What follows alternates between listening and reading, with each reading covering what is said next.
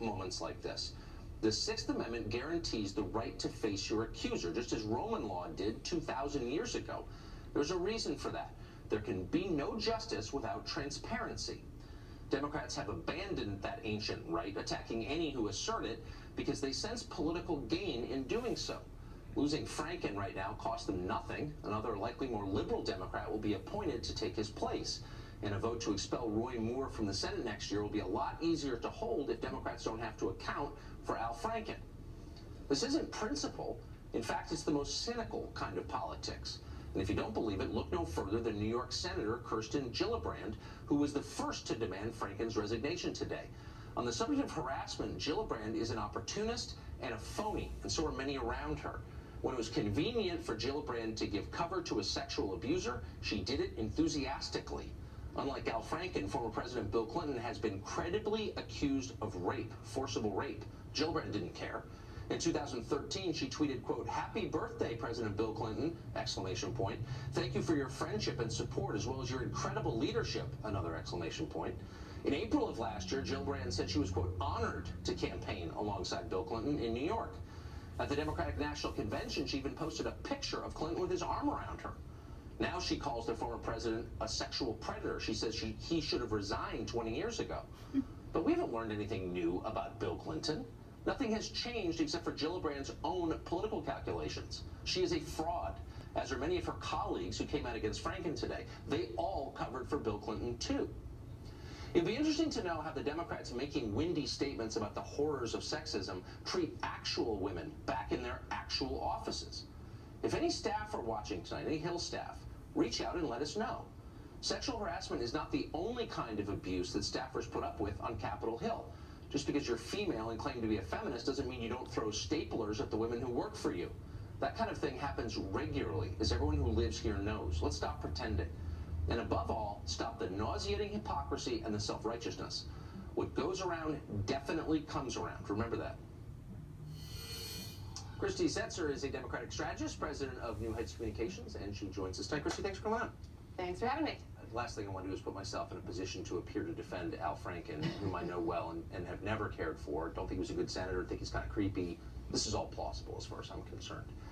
But I'm very struck by a couple of things, and one is the pivot that the entire Democratic conference in the Senate seems to have made. A year and a half ago, they were defending Hillary Clinton, who everyone knows attacked the women who accused her husband of sexual harassment and assault. She attacked them, belittled them, and they were defending her. And today they're saying, on the basis of anonymous accusations, that they can't even bear to serve with Al Franken. Where were they a year and a half ago?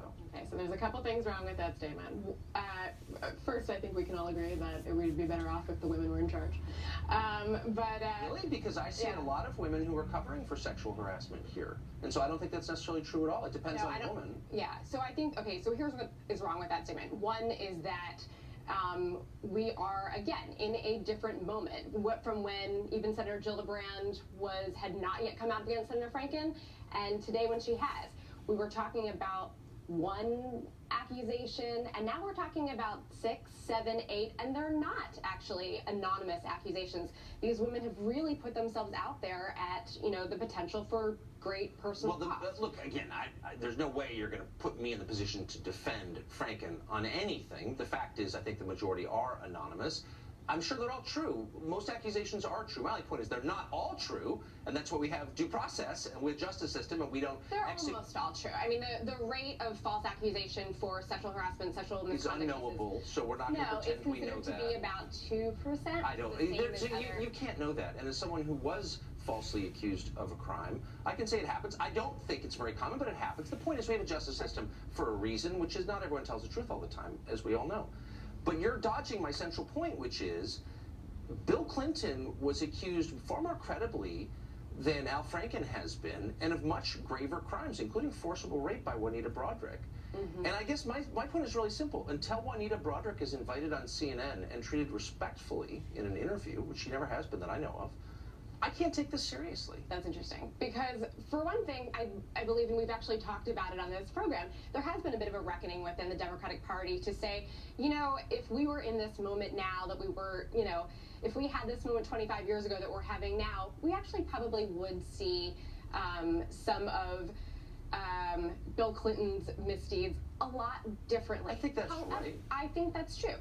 However, I think there is a big problem in looking at this through such a narrow lens that we forget that the man who is sitting in the Oval Office had what, 20 women come out against him. So look, but again, we're not peering through the mists of time here, back 25 years to the Democratic primary of '92. What we're looking at is last year in the presidential election, where Kirsten Gillibrand and all these other people jumping up and down self-righteously about believing the women didn't believe the women and took the side of someone who attacked the women for the crime of accusing someone of sexual harassment. And my point is, like, why should I take anything you say seriously, Kirsten Gillibrand, when you were doing this a year ago? Because there's a huge contrast right now between what seems to be the Republican Party's official motto of "the women are all liars." Literally, the position of the White House was something that is trotted out Sarah Sanders. That's not my position at all. I don't think most women are liars. I mean, I give everyone the benefit of the doubt, and I mean that. Yeah. I'm just saying, specifically in the case of the United States Senator from New York who took Hillary Clinton's seat and campaigned for her a year ago. Yeah.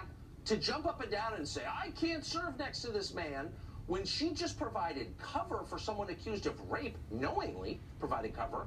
It's like, where's the credibility, honestly? Where's the credibility? Well, I mean, look, I think the credibility is in what she's, and again, I'm not affiliated with, Kirsten Gillibrand. No, I know you're not. I'm not saying your fault. I'm just sincere questions. Yeah, no, I mean, look, I think that she feels sincerely about the issue. She certainly, led the conversation on military sexual assault. I think that this is something that she personally feels very strongly about. Then why didn't she say anything when it mattered? See, the thing is, Franken doesn't matter. He'll be replaced by the Democratic governor with someone else. It's all fine.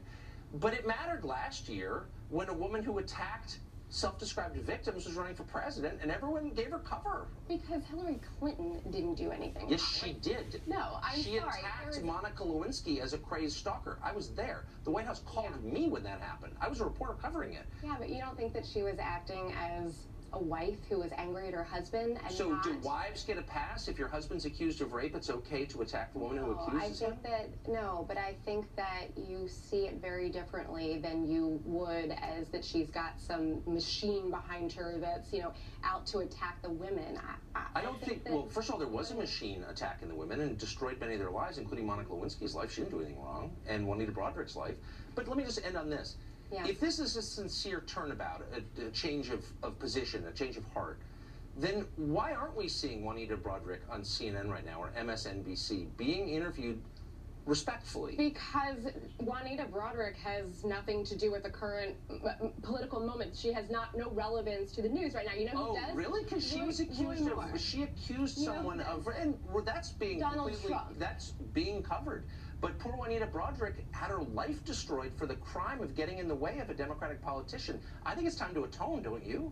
I'm sorry. I think that, yes, we can and have had that conversation. Michelle Goldberg wrote about it. At the same time, Bill Clinton, Hillary Clinton, they're not running for anything right now. Well, I don't know. It matters when you destroy people, I think. So I think that, when the president's ready to resign. Christie, thank you. Thank you, Tucker.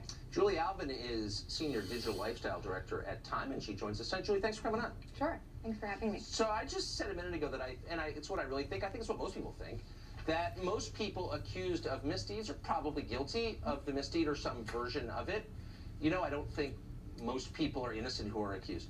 But I keep thinking of Al Franken, putting myself in that position. I don't like Al Franken. I don't agree with his politics. I'll be glad when he leaves D.C. But put yourself in his position. If somebody said, Julie, someone whose name I'm not going to tell you has accused you of something, of a misdeed 11 years ago, wouldn't you say, kind of hard to respond unless I know who the person is? There is a kind of unfairness about that, and I think we should be honest enough to admit it. You could focus on that unfairness, but you could also focus on the fact that this is not one isolated incident of one accusation against Al Franken. This is one of many of which there's photographic evidence. There are people who are